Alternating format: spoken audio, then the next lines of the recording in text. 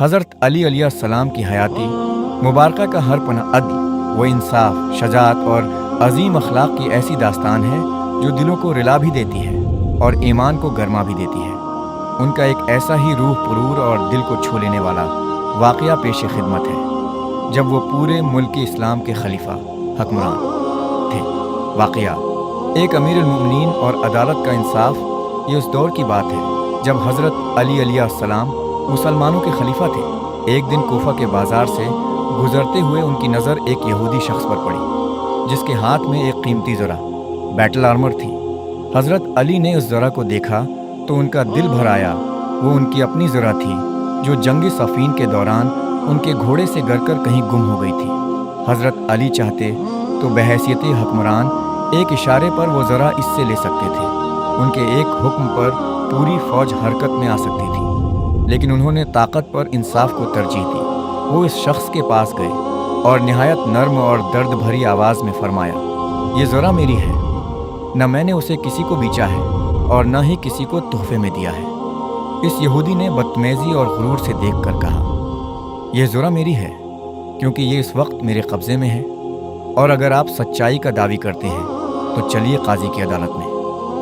عدالت کا منظر، جہاں بادشاہ اور فقیر ایک ہوئے وقت کا سب سے بڑا حاکم اور خلیفہ ایک عام شہری کے پہلو و پہلو عدالت میں کھڑا تھا۔ جب قاضی شریح جو اس وقت کے جج تھے نے خلیفہ وقت کو عدالت میں آتے دیکھا تو وہ ان کے احترام میں کھڑے ہونے لگے۔ حضرت علی علیہ السلام کے چہرے پر جلال آ گیا۔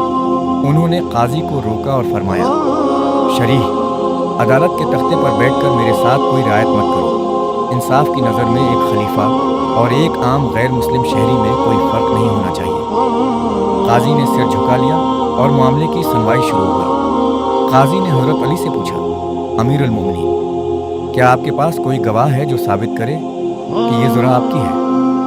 حضرت علی نے بھاری آواز میں فرمایا، ہاں، میرا بیٹا حسن اور میرا غلام قمبر اس بات کے گواہ ہیں۔ قاضی شریح نے نہایت دکھ اور ادب سے کہا، امیر المؤمنین، میں جانتا ہوں کہ آپ کے بیٹے کبھی جھوٹ نہیں بول سکتے، لیکن اسلام کا قانون بے لاگ ہے۔ باپ کے حق میں بیٹے کی گواہی عدالت میں قبول نہیں کی جا سکتی تاکہ کسی جانبداری کا شبہ نہ ہو۔ حضرت علی کے پاس کوئی دوسرا گواہ نہیں تھا۔ انہوں نے اس سب کو عام کرنے کے لیے جو وہ قیامت تک کے حکمرانوں کو دینا چاہتے تھے ایک پرسکون مسکراہٹ کے ساتھ اپنا سر جھکا دیا۔ قاضی نے فیصلہ سنایا، زرہ یہودی کی ہے۔ دل پگھل گیا۔ حضرت علی عدالت سے باہر نکلنے لگے، بنا کسی غصے کے، بنا کسی شکایت کے۔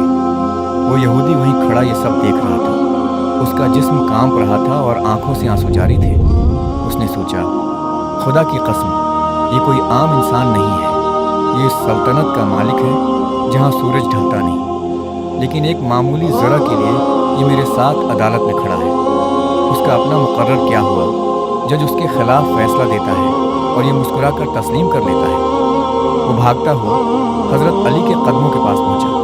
اس کا گلا روندا ہوا تھا اور وہ رو پڑا، امیر المؤمنین، مجھے معاف کر دیجئے، یہ عدالت کسی انسان کی نہیں، یہ تو نبیوں جیسا انصاف ہے۔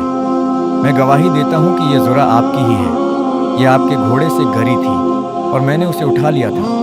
اور پھر اس نے تڑپ کر کہا، میں گواہی دیتا ہوں کہ اللہ ایک ہے اور محمد صلی اللہ علیہ وآلہ وسلم اس کے رسول ہیں۔ روحانی انجام اس شخص کا دشمنی چھوڑ کر بھائی بن جانا حضرت علی علیہ السلام کے لیے اس دنیا کی ہر چیز سے بڑھ کر تھا۔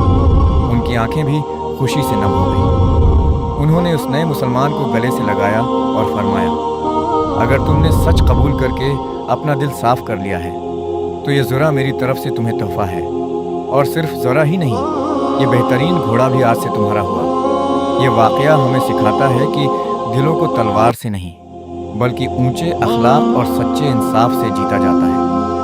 حضرت علی نے اپنی ذات پر قربانی دے کر زمانے کو دکھا دیا